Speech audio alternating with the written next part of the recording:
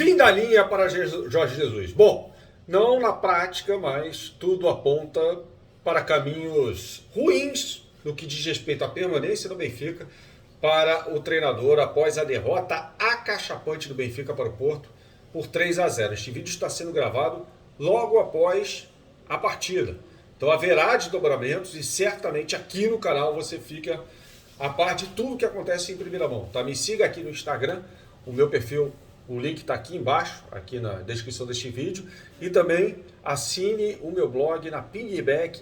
É de graça, se você puder pagar, ser uma assinante mensal por módicos R$5, melhor ainda. Tá? Então contribua lá, textos diariamente com análises, inclusive dessa partida, no meu blog na Piggyback. O link está aqui embaixo na descrição. Peço a você que me dê essa moral me seguindo lá, tá bom? Bom, assim, o Jorge Jesus estava nas tribunas, né? Não pôde dirigir o Benfica à beira do gramado, assim como o Sérgio Conceição, técnico do Porto. Até nisso a situação, em tese, era parecida, né?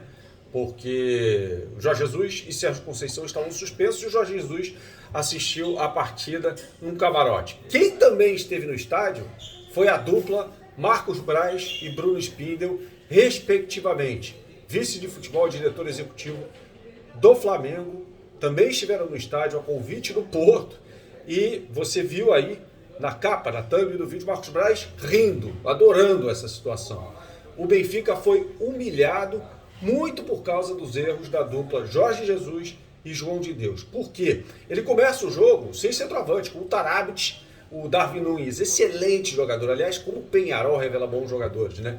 Mais centralizado, e o Tarabt, né, que é um meio-campista marroquino no lugar do Yarenchuk, ou seja, jogando mais atrás. Não demorou 40 segundos para o Evanilson, ex-Fluminense, abrir o placar. 6 minutos depois, Vitinha fez um golaço, o segundo do Porto, e o Porto faria o terceiro gol ainda no primeiro tempo e não fez mais, por causa da displicência, principalmente do Luiz Dias, na primeira etapa, que teve duas oportunidades cara a cara com o Elton Leite, uma delas sem goleiro, preferiu dar um passe, rebuscar, florear a jogada, ao invés de fazer o gol, né? E era claro, uma das oportunidades salvas, aliás, pelo zagueiro Vertonghen, um dos 3 zagueiros do Benfica na formação inicial do cotejo, né?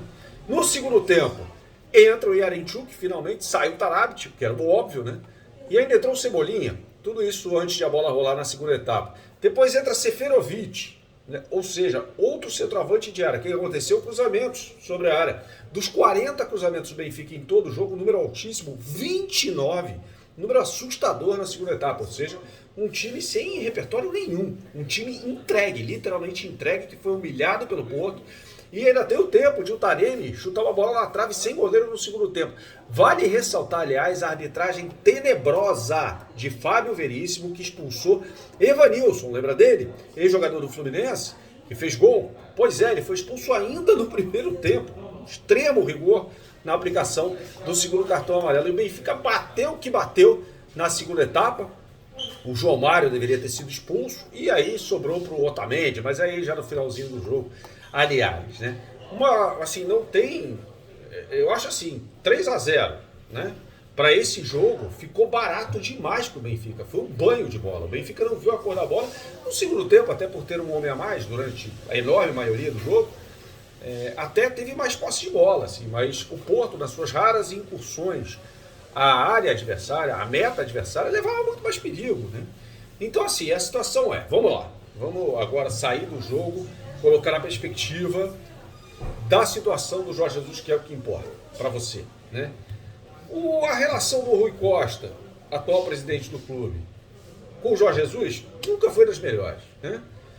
E ela se deteriora à medida que os dirigentes do Flamengo falam abertamente que a primeira opção, que o plano A é Jorge Jesus, se reúnem com o Jorge Jesus, pelo que disse o João de Deus, com a aquiescência dos mandatários, no caso do mandatário supremo do Benfica, que é o Rui Costa, ex-jogador e dos bons, aliás, e o Benfica toma essa pancada.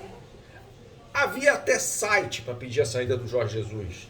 Subiram um site após a derrota para o Sporting por 3-1.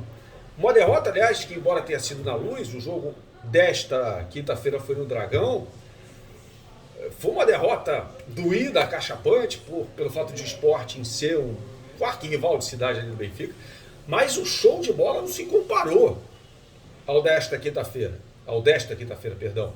Ou seja, o time vem jogando pior. Ah, Bernardo, mas se classificou lá para as oitavas de final da UEFA Champions League. Sim, se classificou.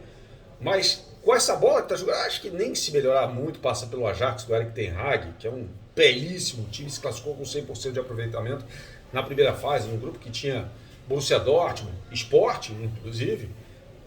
Sim, para mim o Benfica não tem a menor chance dessa forma que está jogando. Ou seja, o Benfica prorroga a dor do seu torcedor. Veja, a informação que eu tive antes da bola rolar foi que o Jorge Jesus não cairia independentemente do que acontecesse no Dragão. O Benfica está eliminado, é um jogo único, né? Das oitavas de final da Taça de Portugal. Agora, pela forma como foi, eu não sei se o Jorge Jesus chega, e aí eu estou falando que eu não sei, porque não tenho informação, repito, eu gravo esse vídeo imediatamente após o fim da partida, se ele chega no jogo do dia 30, porque tem mais um jogo entre Porto e Benfica no dia 30, né? Ou seja, na quinta-feira que vem. Esse jogo, sim, mais uma derrota dessa é padical, né? Não por coincidência, Marcos Braz e Bruno Spindel adiaram os seus retornos ao Rio de Janeiro. A passagem está marcada para o dia 30. Quer dizer, então assim, você imagine só o Rui Costa, que já não vai muito com a cara do Jorge Jesus. Aí vê seu time ser humilhado da forma como foi, em meio à discussão, que é a principal em Portugal, sobre a permanência do Jorge Jesus, sobre a tal reunião. Tanto que foi a primeira pergunta da entrevista coletiva feita ao auxiliar João de Deus um dia antes desse jogo, em que o Benfica perde de forma, como eu disse, acachapante.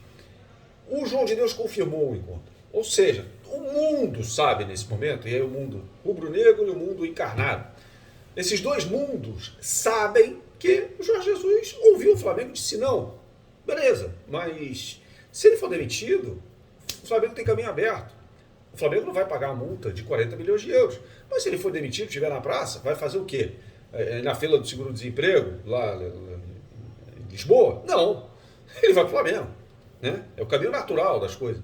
E aí tem um monte de gente falando bobagem. Não, o Flamengo fica refém do Jorge Jesus. Gente, vai ficar refém de quem?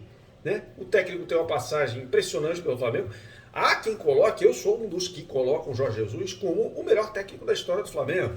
Acima de Cláudio Pêssego de Moraes, Coutinho até, né?